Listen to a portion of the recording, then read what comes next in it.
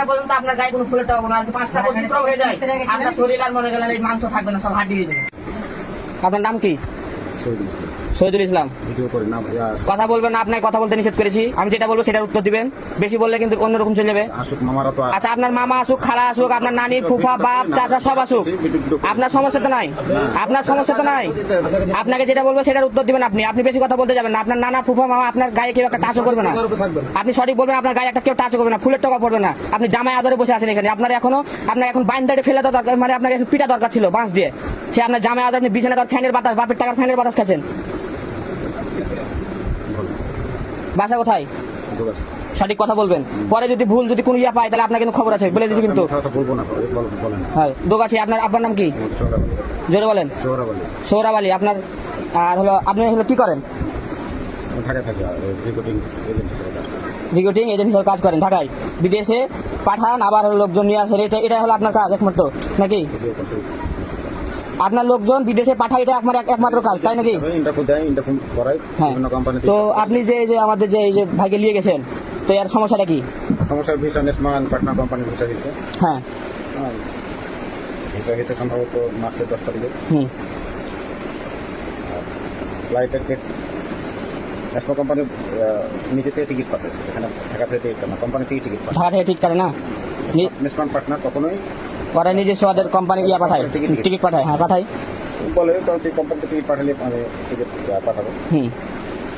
পরে টাকা পর্যায়ক্রমে নিয়েছে। লাস্ট টাকা মনে হয় লেনদেন হয়েছে 16 তারিখে। কত মাস? 16 তারিখে। কয় টাকা নিয়েছেন? লাস্ট মোট কত টাকা নিয়েছেন? লাস্ট লেনদেন আমার 3,80,000 টাকা। 80,000 টাকা কন্ট্যাক্ট নেওয়ার পরে এক্সট্রা কত করে 30,000। তাহলে 3,80,000 এক্সট্রা 30,000 কত হলো? 4,10,000। 4,10,000 ঠিক আছে না, কত নিয়েছে? আরো 20,000 আছে। আরো 20,000? হ্যাঁ। তাহলে আপনার হলো মোট কত টাকা? 4,30,000। 4,30,000 ছেলেটাকে বলেন। আচ্ছা, ঠিক আছে। আচ্ছা, 4,10,000। 4,10,000। তো আপনি টাকা নিয়েছেন, এটা তাহলে আপনি স্বীকার করছেন 4,10,000 টাকা আপনি নিয়েছেন। তাহলে এখন ওনার ফ্লাইট কয় তারিখে ছিল? আমার ফ্লাইট গতকালকে 12 তারিখে ছিল, রাতে 12 তারিখে ছিল। 12 তারিখ, কালকে 12 তারিখে ছিল, 12 তারিখে রাতে ছিল। না, আজকে 13, কালকে 12 তারিখ ছিল। তো আর এখন সমস্যাটা কি হলো? সমস্যা হলো টাকা অনলি 50,000 এখন অফিসে আছে, টাকা দিতে পারি।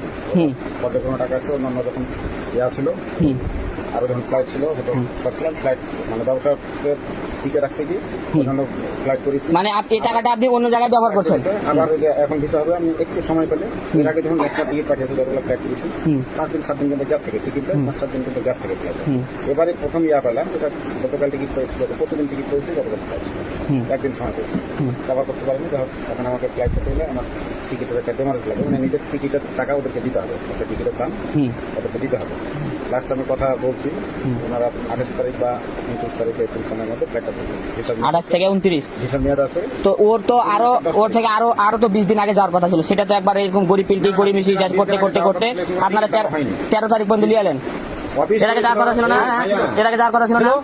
আমি না থাকলেও কথা তো শুনি, গ্রামে কি হয় না সব জানি। আচ্ছা ভাই, আমি বলি, হ্যাঁ, অফিস যখন মেসেজ দেয় যে আগামী সপ্তাহে ফ্লাইট হতে পারে, তখন আমি হয়তো বলেছিলাম আগামী সপ্তাহে ফ্লাইটের একটা কথা বলছে, কিন্তু টিকিট যতক্ষণ পর্যন্ত না দিব আঙ্কেল, ততক্ষণ পর্যন্ত আমি রাসেলকে বের করবো না। এই কথাটা আমি বারবারই বলেছি যে টিকিট আপনি হাতে পাবেন, তারপরে রাসেলকে বের করবেন।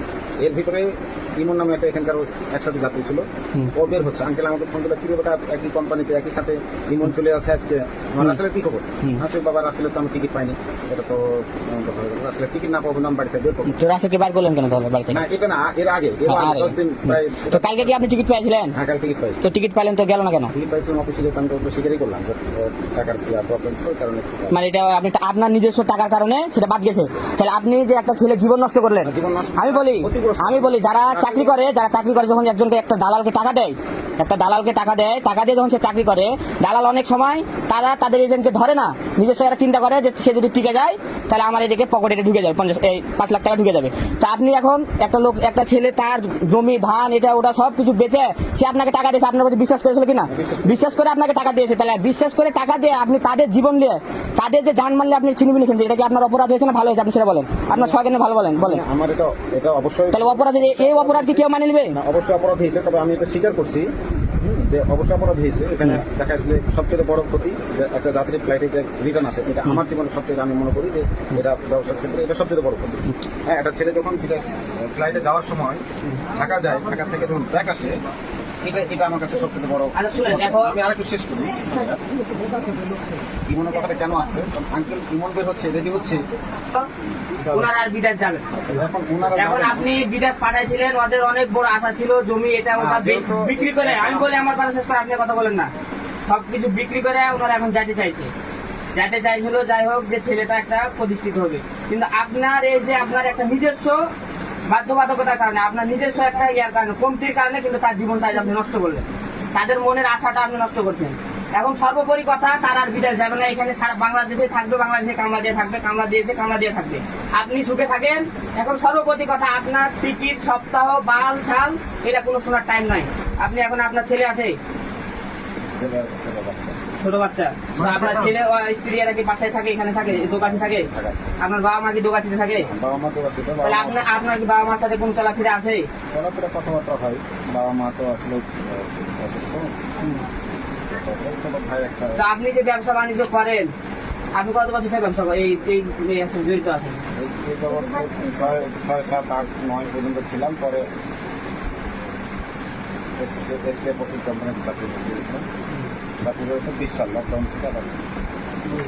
চাকরি পয়সা দিয়ে হবে না, যারা দালালি করে তারা ওই অল্প টাকা দিয়ে জীবন চলে না, ওরা মনে করলেন ধরি মাছ, নাচি পানি, বোল মাছের মতন খাওয়ার ধান্দা আর কি। কারণ আরেকটা জিনিস শেয়ার করছে, যে রাশিয়ান যদি নাও যায়, ওখানে আমার 2 লাখ টাকা আমাকে জমা দিতে হবে। সেটা আপনি গোয়া মারা দেন, মুখ খারাপ করে গো, যেন আপনি গোয়া মারা দেন। 2 লাখ টাকা জমা দিতে হবে। আপনি যদি পাঠাতে পারতেন তো বাঘের বাচ্চা ছিলেন, আপনি পাঠাতে পারেননি, আপনি তাকে ঘুরে দিয়েছেন, তাদের আশা। আপনি যদি শুনেন, আজ যে আপনি এতটি কথা এখানে বসে থেকে বলছেন, আপনি ধরলেন ধরাছোঁয়ার বাইরে, আপনাকে না ধরতে পারতো, আপনি দালাল ফোন টোন অফ করে আপনাকে আর কোনো এরা মনে করেন হারকেল জেলে খুঁজে পাইতেন না, গোটা বাংলাদেশে হারকেল জেলে খুঁজে পাইতেন না। পরে কিন্তু আমার ব্যবসা হবে না, আমি যদি ফোন আপ করে আমার আপনার মতন কত দালাল আইলো গেল, এরা গাছে ধরেছে, আপনার মতন কত দালাল আইলো গেল, গাছে ধরেছে, বুঝছেন?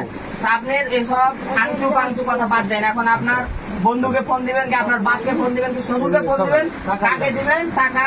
4,30,000 টাকা দিয়ে এই মনে করলেন আজ বেলা 12টা ঢাকা থেকে আসতে যদি সময় লাগে, আপনার বিকাল 5টা পর্যন্ত টাইম দিল, আপনি টাকা কি করে ব্যবস্থা করবেন? যদি 5টার মধ্যে টাকা না আসে, আপনার এখানে বাইন দেয়, আপনার টাকা কেমন বসুল করা লাগে ওই এলাকাবাসী করে নিবে, এলাকাবাসী করে নিবে। সোজা কথা আপনাকে বলে দেবো, আপনি ওই ভিসায় দেবো 7 তারিখে, 7 দিন পরে, অমুক দিন পরে আসবে, অমুক দিন পর ফ্ল্যাট হবে, ওই রাসেল আর যাবে না, বিদেশ বহুত বিদেশ যাওয়া হয়ে গেছে। আপনি টাকা সুন্দর করে ভদ্র মানুষের মতন 5টা পর্যন্ত, 5টা পর্যন্ত আপনার টাকা পড়বে না, 5টা পর্যন্ত আপনার গায়ে কোনো ফুলের টাকা না। 5টা অতিক্রম হয়ে যায়, আপনার শরীর আর মনে গেলেন এই মাংস থাকবে না, সব হাড্ডি হয়ে যাবে। সোজা কথা বলে দেবো, তাহলে আপনি কি করবেন সেটা আপনার ব্যাপার। মোবাইলে কাকে কথা বলবেন, কার সাথে বলবেন, সেটা আপনার ব্যাপার। অযথা এই ফ্যানের বাচ্চা ফ্যান বন্ধ করা, ওকে শালাকে বান্ধ বাইরে নিয়ে যায় রোজ।